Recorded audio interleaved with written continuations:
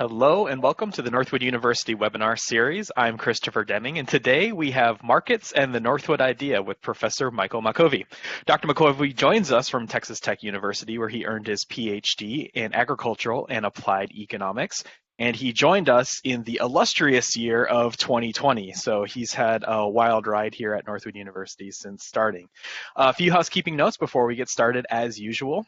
We encourage you to ask any questions that you may have. Please use the Q&A tab on the right side of the screen to submit any questions you may have, and then we will address as many as we can at the end of our program. So for the first 20 minutes, we get to hear from Dr. Makovi, where he gets to give us a refresher course on economics and its importance. As you all know, the Northwood Idea relies heavily on our understanding of markets, and so we think it's important to have Dr. Makovi walk us back through some of the basic fundamentals. So without any further delay, I will pass it off to you, Dr. Makovi.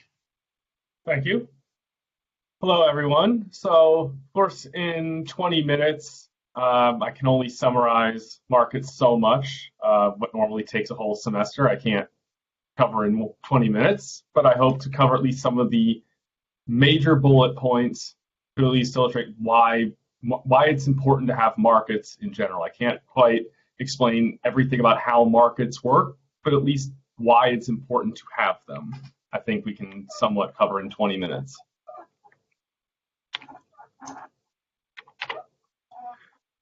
So the first thing we have to start with is basic economic problems that will exist in any society, whether or not there are markets. To understand why we need markets, just what are the basic economic problems to be solved.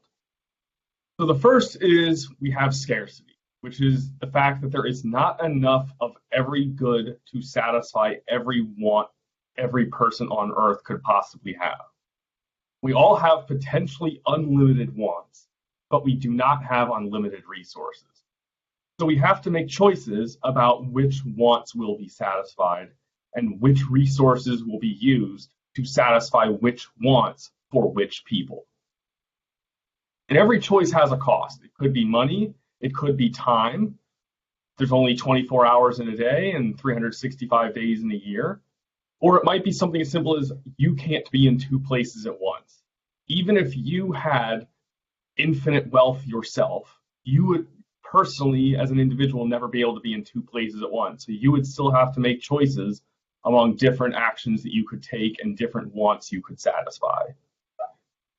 So scarcity is the fundamental problem that any economic system, market-based or not, needs to contend with.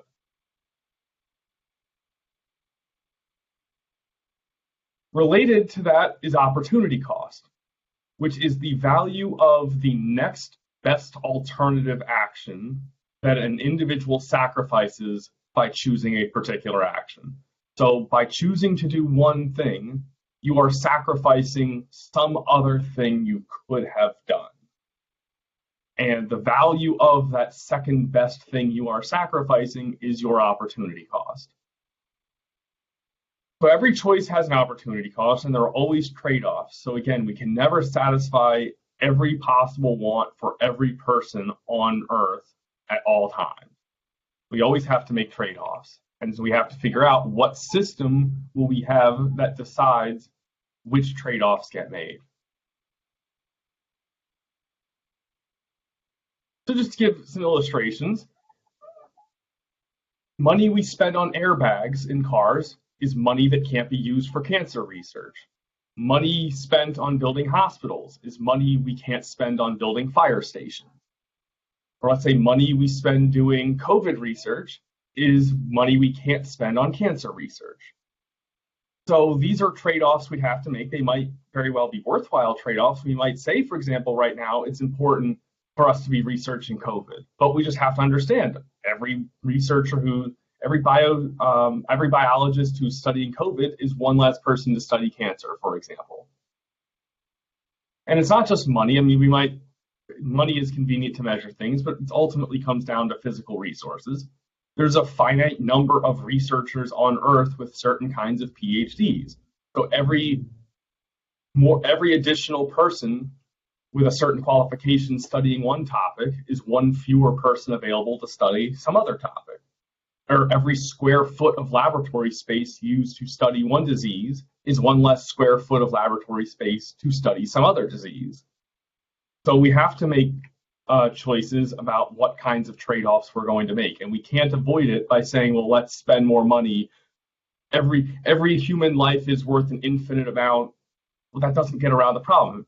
Maybe every human life is worth an infinite amount, but we don't have an infinite number of researchers, and we don't have an infinite number of square feet of laboratory space. So we still have to make the trade-off.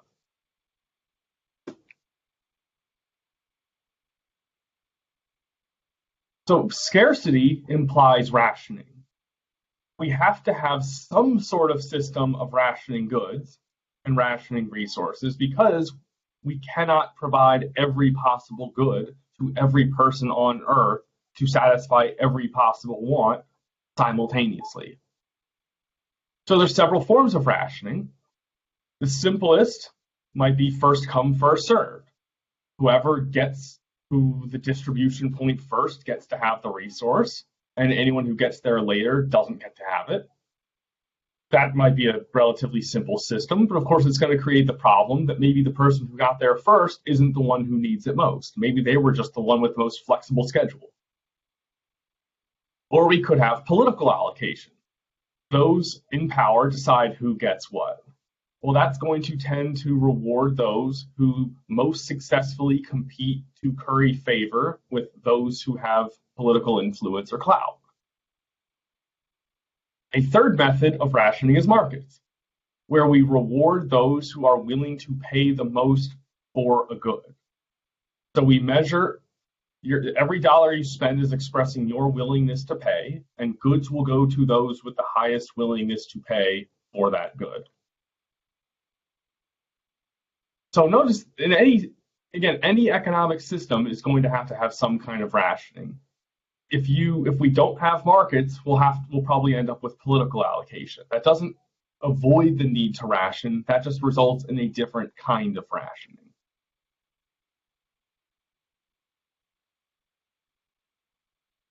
It's also worth observing that phenomena like competition, self-interest, and rationing are all universal in all political institutions and systems.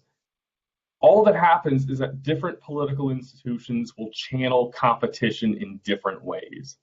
So rather than, if in markets you're competing to be the one who has the highest willingness to pay for a good, under political allocation, you're competing to be the one with the most political influence and clout.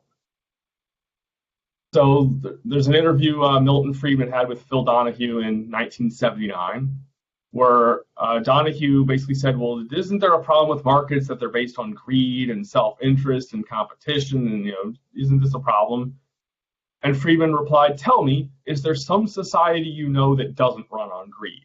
You think Russia doesn't run on greed? Of course, this is 1979, so he's talking about the Soviet Union. You think China doesn't run on greed? What is greed? So the point here is that the problem of rationing scarce goods that are insufficient to satisfy all wants, and the need to create some rationing system that will give those goods to some people but not others, is a universal problem that exists under any possible political or economic system. So the question is not, do we ration, but how do we ration, and are markets a better or worse way of rationing than political allocation? That's ultimately the question we have to ask.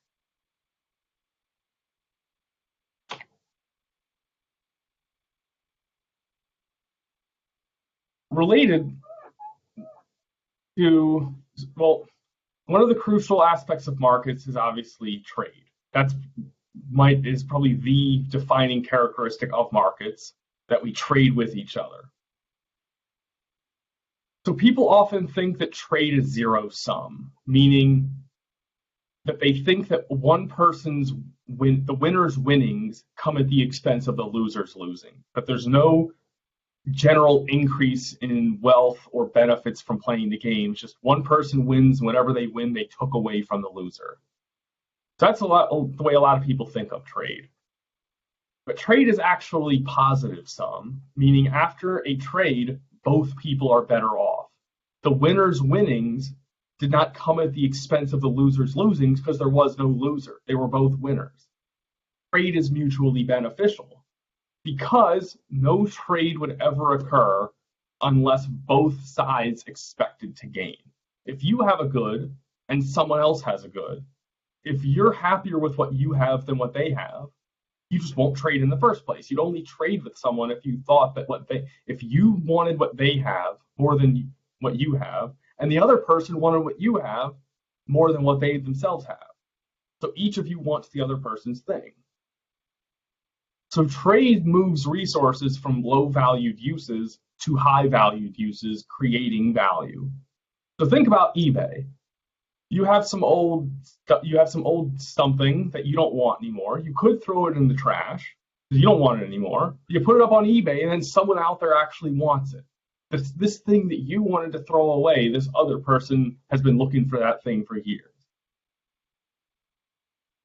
So one way that markets can at least make the rationing process less painful, still painful, we still can't have everything we want, but it's less painful because at least we know goods will tend to flow to those who value them most in ways that benefit both the buyer and the seller at the same time.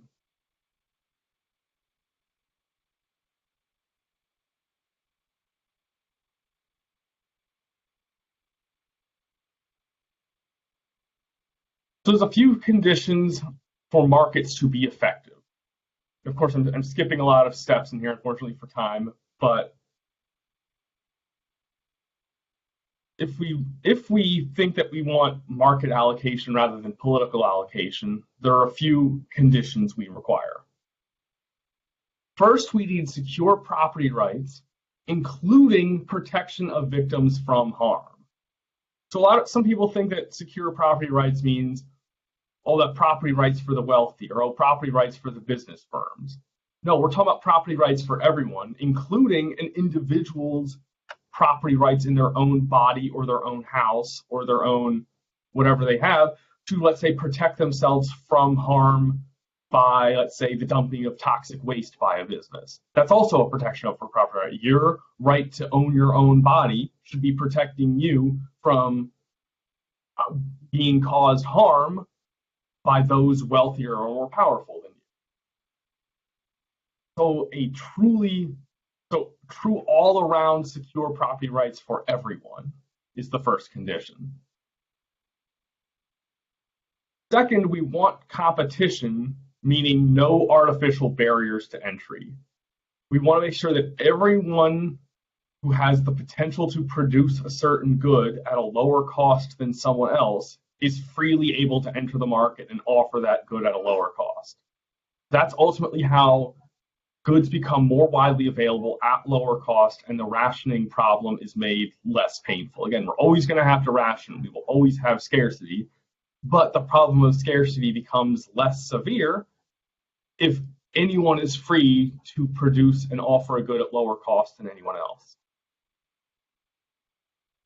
I say antitrust is debatable. That's a whole separate topic, whether we would need antitrust law to promote competition or whether it's enough to simply not let government create artificial barriers to competition.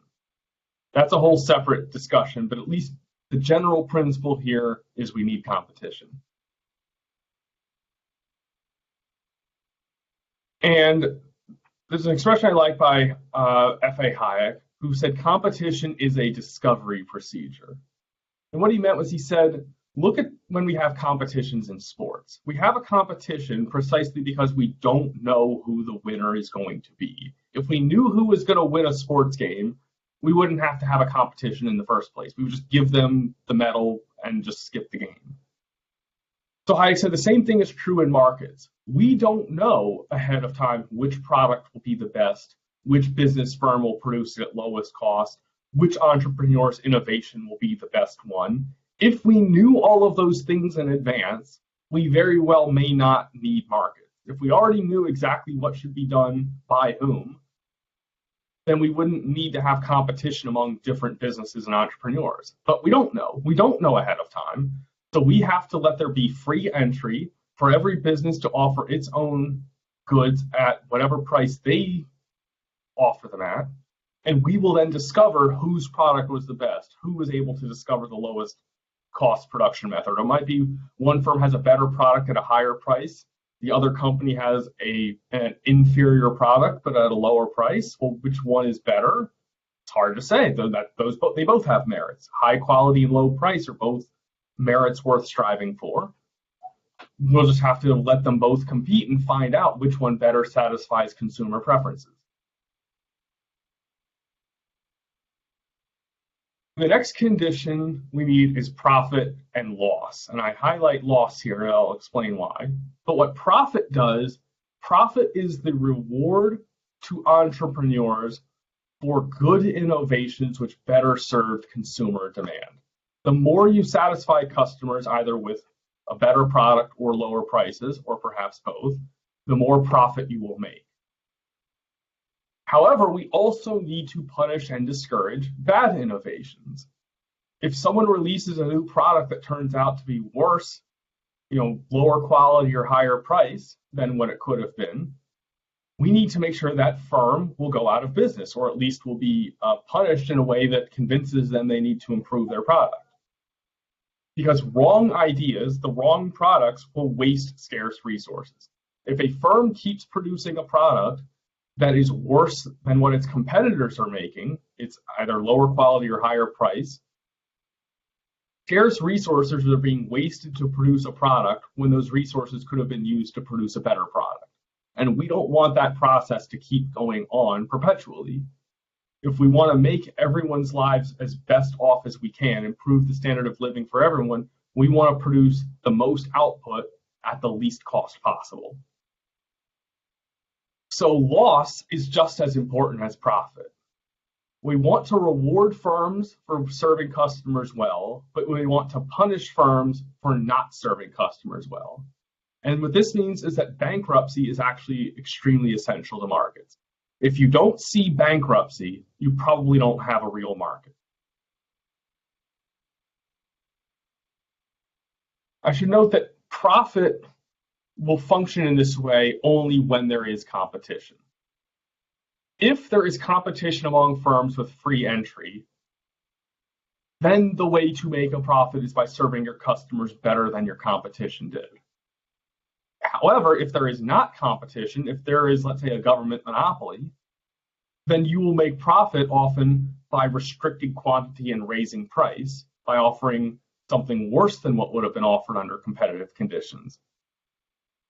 So the profit here has to be combined with the competition.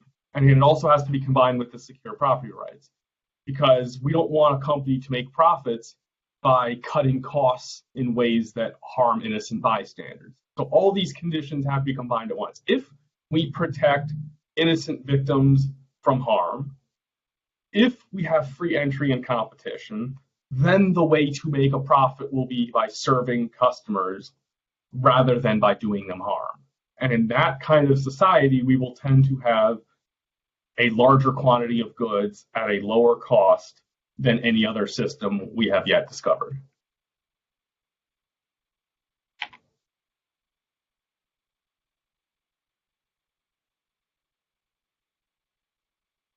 So with profit, we have to realize that it does involve risk-taking and speculation.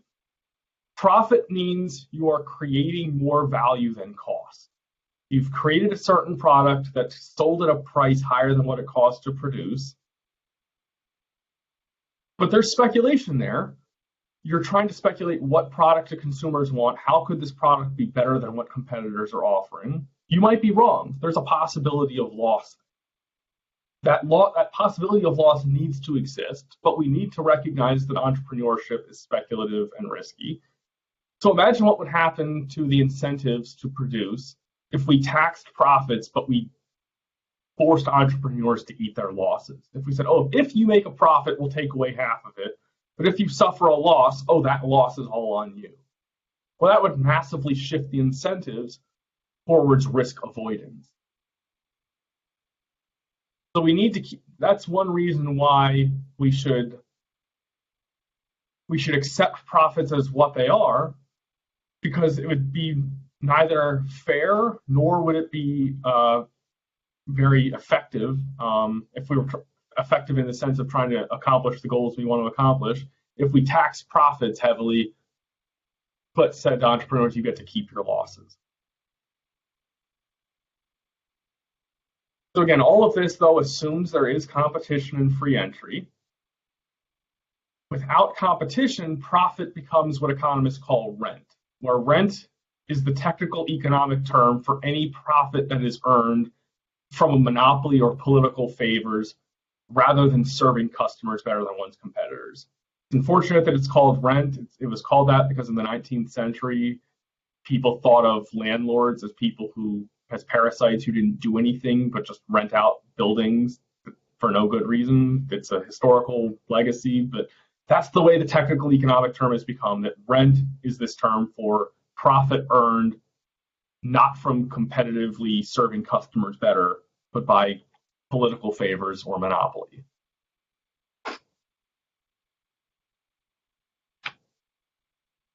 So that so far has been a very brief overview of some of the reasons we want markets and some of the conditions. Now let's compare that a little bit to a possible alternative system. What about socialism? Or what about some sort of central planning or political allocation? How does that compare to market allocation? Well, in the 1920s, there was a debate begun in economics called the problem or impossibility of economic calculation under socialism. And that was begun by Ludwig von Mises and continued by his follower, F.A. Hayek. And what they argued was that in a simple economy, central planning is feasible.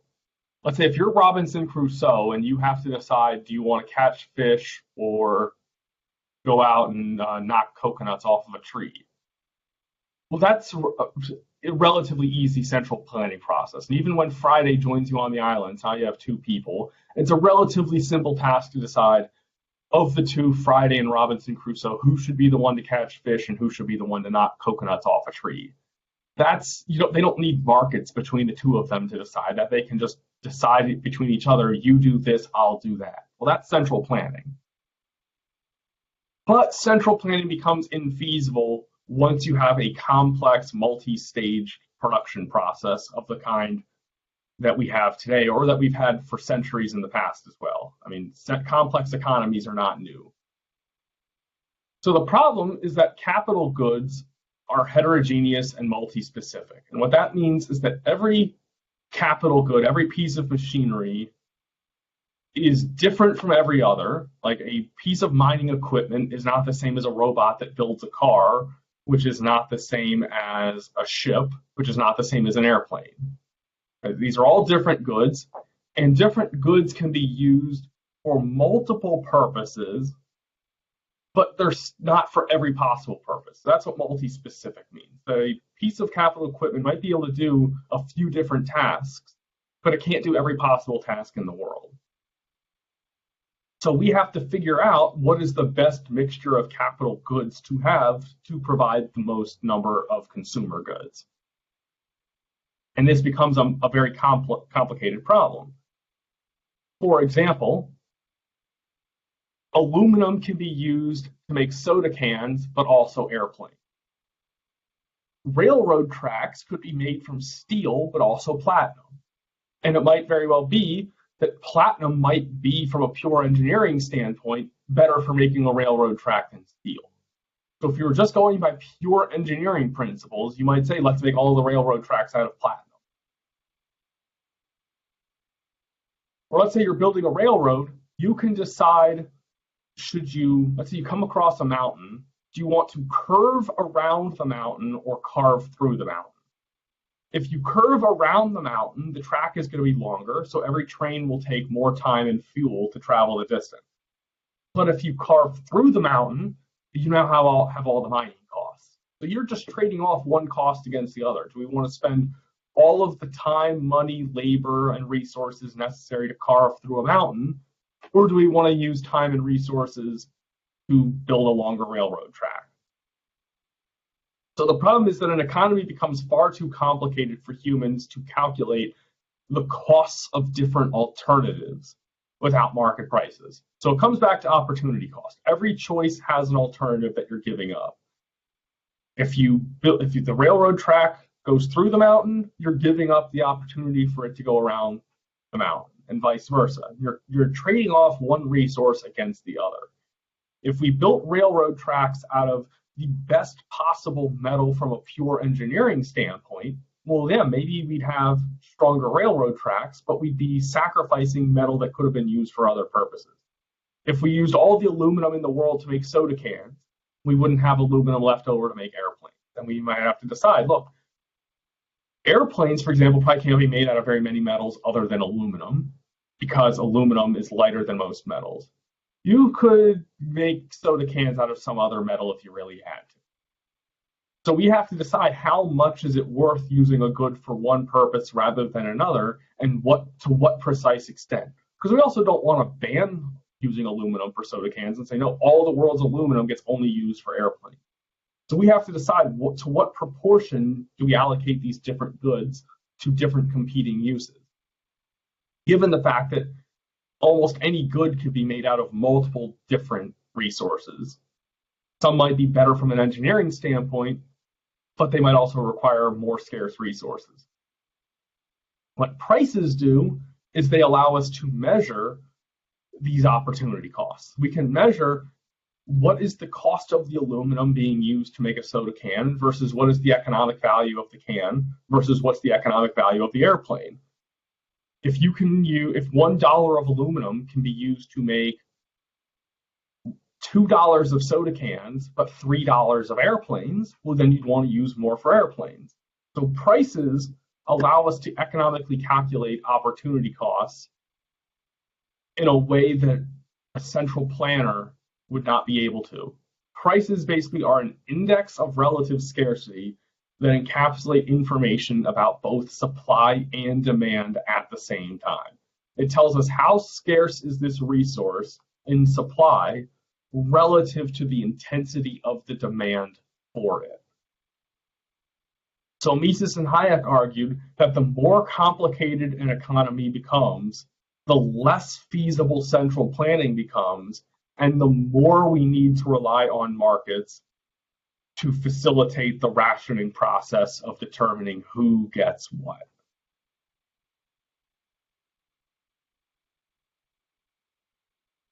Hi, Dr. Makovi. I'm going to jump in here real quick. We are running a little bit short on time, so and we do have a fair number of questions for you. So if you don't mind, can we press pause here right now and address some of the questions, and then if people would like to stick on, we might have an opportunity to wrap up some of the additional slides. Sure. Okay, and just as a reminder, just by attending today, you will be receiving a survey with a copy of these slides from Dr. Makovi and a recorded session, so you will be able to recap this if you're not able to stick along with us. I know we do have a scheduled 12:30 end time, so if we're not able to get to your question, we will certainly address it, and we will try to get through as many as we can. So we have a question. What trade-offs are there to reshoring production of goods to U.S. labor versus China, for example? So that gets into the general topic of international trade, because we can trade both goods and labor. So I'm going to try. I think the issue is people think that sometimes people think like international trade comes at our expense, the same way people think that sometimes trade comes at our expense. They think, oh, one person wins, the other loses. Like, oh, we're losing this trade war, or oh, we have a trade deficit, or oh, the jobs are moving overseas. Well, in general, what we need to recognize is trade is mutually beneficial, and that's not only trade in goods, but also trade in labor or jobs. What we want is every country to focus on the production of those goods that they have the largest relative advantage, the technical term being comparative advantage. So let's say, though, we try to avoid that. Let's say we try to keep certain jobs in America, even if those jobs could have been done less expensively in another country. What that means is that we are focusing on producing goods not at least cost. We're producing a good in America that could have been produced at lower cost if that labor had been offshore to another country. So now we And by producing more of that good, we must be producing less of something else. Because again, we only have a certain amount of labor in the country. So ultimately, restrictions on international trade or programs to create more jobs in America by, let's say, raising trade barriers, increasing tariffs to promote domestic production, they don't actually create jobs in America. All they do is shuffle jobs around. Assuming we're not in the middle of a business cycle, we're going to have full employment. Everyone who wants a job is going to have a job. Again, assuming that might be a big assumption, but assuming we don't have an economic recession. So trade barriers aren't going to create jobs because we're already assuming that basically everyone who wants a job already has one. The difference it makes is what kind of job do you have? And if the country is producing goods that it is less advantageous at, that we're deliberately producing goods at higher cost than necessary because another country could have produced them cheaper, but we're not letting that other country produce them. We're producing them ourselves at higher cost. We are lowering our GDP, we are lowering our output, we are lowering our productivity, and that means we will lower our wages. So we'll essentially have the same number of jobs, but they will be lower paying jobs than if we let there be free international trade. Thank you. We have another question. They're really not tossing any softballs here, Dr. Makovi. How should market concepts apply to goods that are not under any one party's control, such as clean air? So that is really, really, really complicated. I will say, well, we haven't yet quite found the right solution to that, as evidenced by the fact that, pollution still exists. I can at least say a few things. I think what we at least have is a few principles that at least can structure our thinking about that topic, even if it doesn't quite give us a solution to the problem. The first thing is we want to recognize we don't want pollution to be zero. Like, we could eliminate all pollution on Earth if we banned all electricity and if we banned all industrial production. Yeah, then we'd have no pollution, but we'd also all be living at a much lower standard of living. So we all accept the fact that there has to be, this is another one of the trade-offs that exists in life. We can't have all the goods and all the clean air simultaneously. Sometimes we take risks, or just maybe to give an example in your daily life, Milton Friedman pointed out that every time you cross a street, you're risking your life. There's a chance you could get hit by a car. If you wanted to reduce the probability of getting hit by a car to zero, just never leave your house. Well, obviously people don't do that. You want to go about the world, but you accept you're creating a chance you'll get hit by a car. Well, so too, we want certain production of goods. Well, we might have to accept that's going to entail some degree of pollution. The question is how much? How many goods is worth how much pollution? But at least right there, that already structures our thinking, I think, somewhat. Because now the task becomes determining how much. There are at least some quasi-market methods of trying to reduce pollution in ways that rely less on central planning. So, for example, there's what's called, you can have carbon taxes, for example, where the idea of a carbon tax is if you think carbon dioxide emission is imposing costs on innocent third parties, no different than if you dump toxic waste in a river, or you dumped it on someone's front yard. Well, you're creating a cost for innocent third parties. Well, maybe carbon dioxide in the air is like that. So the idea is, well, let's tax the carbon dioxide in order to create a disincentive to produce it. You don't want to ban it, because again, if we banned it, we'd have no industrial production at all. But if you tax it, that will marginally shift the company towards producing less of it. The question then becomes, what size should the tax be? But the good thing there is if you tax the carbon dioxide, it creates an incentive to discover a production method that produces less carbon dioxide. There's also what's called tradable carbon credits, where what you do there is the government issues credits to companies that you can think of it as a piece of paper that says the holder of this piece of paper is entitled to release some number of tons of carbon dioxide. But you make those permits tradable. So if a company can figure out a way to reduce their carbon emissions at very low cost, but another company is unable to reduce their emissions at low cost, The company that is unable to reduce their emissions will want to buy the permits from other companies. So what will end up happening is the companies that are able to reduce their carbon emissions affordably, they will be willing to sell their permits and lose the ability to emit carbon anymore. The companies that are unable to reduce their emissions without halting production altogether, they will be willing to buy those permits. So the end result of that will at least be that the carbon dioxide will be emitted only by those companies for whom emitting carbon is most essential to their production process, and that anyone else who is able to produce their good without emitting carbon will, to the maximum extent possible, stop emitting that carbon. So those are, for example, some quasi-market methods that, rather than having central planning dictate who's allowed to emit carbon dioxide and how much, it becomes, well, let's try to let people trade and figure out who is in the best position to reduce their emissions and who is not. So that's at least some examples that I hope help a little bit. Thank you so much. And yes, we're gonna, if you're okay with it, Dr. Makovi, we're gonna try to stick on for just a few more minutes while we tackle a few more of these questions, because there are some good ones, and we're hoping to get this on the recording so that we can share it with others. So we have another question from our own Dr. Dale Matchek. So you said the market rewards people who are willing to pay the most. What do you mean by willing to pay? If my sick child needs medicine, I might be willing, but unable to pay. Don't you need both? Isn't this why many people prefer political distribution?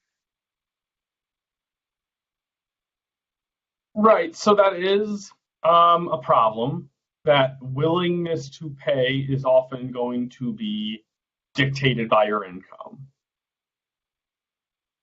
I think the thing to realize is, first, in a political allocation, it just becomes a different kind of income often. It's, rather than it being monetary income, it becomes political influence is your income. So once again, we still have the problem of rationing under either system. But the other thing that markets do is they do create the tendency towards reducing cost as much as possible. By allowing the free competition, we hope to reduce the costs as much as possible so that those on lower incomes will be the least affected by their low income. And a few slides ahead, I guess, we had a cut of time. I have a few graphs that show that in general, countries with the greatest amount of economic freedom tend to be the countries with the highest per capita incomes and the lowest rates of poverty. So again, I'm not going to claim that markets are perfect. They don't solve the problem of scarcity. There are going to be difficult cases where we have to figure out, not everyone can have this good, or how do we make it so that someone can afford this good, and we're going to have difficult choices to make.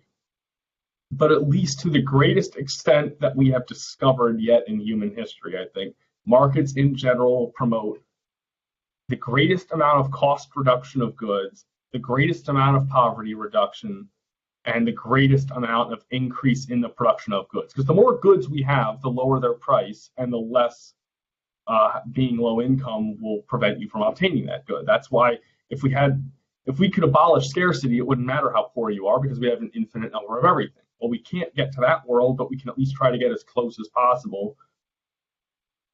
So again, it's not perfect, but it's, I think, the best we've discovered yet. Right, we have another question. How do we address dangerous products that people say are, quote, organic or, quote, natural? For example, black salve, which I'm not totally familiar with. I'm not familiar with that either. What I will say is I think there is an important need for some kind of different kinds of product safety testing and certification. Markets will not work if consumers are completely ignorant about the nature of the product they're buying. So they need to have information. Is this a good product? Is it safe? Is the company selling it reliable and trustworthy? I think the question there is, do we want a government monopoly on testing, where you have to get the government's license, so let's say the FDA or the USDA test the product, and if they approve it, it's legal for sale, but if they don't approve it, it's banned? That's one possibility. The problem there is there have been studies finding that some of those government agencies are sometimes risk averse and operate too slowly. I mean, we can look recently about how long it's taken to get some of these COVID vaccines approved. Long after they're finished being produced and tested by the pharmaceutical company, and the FDA waits a while to test them. And actually, like Johnson & Johnson's vaccine was available about a month ago, and the FDA said, okay, we'll test it a month from now. Or, we'll not test it, we'll review the paperwork and decide to approve it or ban it a month from now. It's like, okay, well, we've got exponentially growing deaths over that month, and the FDA is just sitting there twiddling its thumbs. So the approach that I prefer is a model where let the government offer a voluntary certification, where, let's say it's a drug. You're a drug company, you can submit it to the FDA, and the FDA will review the paperwork and whatever. And if the FDA approves it, they will say you are now allowed to put an FDA stamp of approval on this drug. But you would be just as free to sell the drug without the FDA stamp of approval. Now, you'd have to be honest, you can't fraudulently put a stamp of approval that you haven't earned. So, that would be a question of trademark and copyright. If you claim your drug was approved by the FDA and it wasn't, that's fraud. But if you want to sell a drug that says, look, consumer, just full disclosure here, this drug hasn't been approved by the FDA, but we're offering it to you and you can take it or leave it. You as a consumer would then be able to decide, do you trust the FDA only, or do you trust this non-approved drug? Or it might be there's some drugs that are not approved by the FDA, but they are approved by the bureaus of other countries. So you might say, this drug wasn't approved by the FDA, but it was approved by whatever the name of the equivalent bureau is in England or South Africa or wherever. Especially if you're very ill and you don't have any other options, you might say, look, I'm willing to try a drug that was approved in this other country, but not in the United States.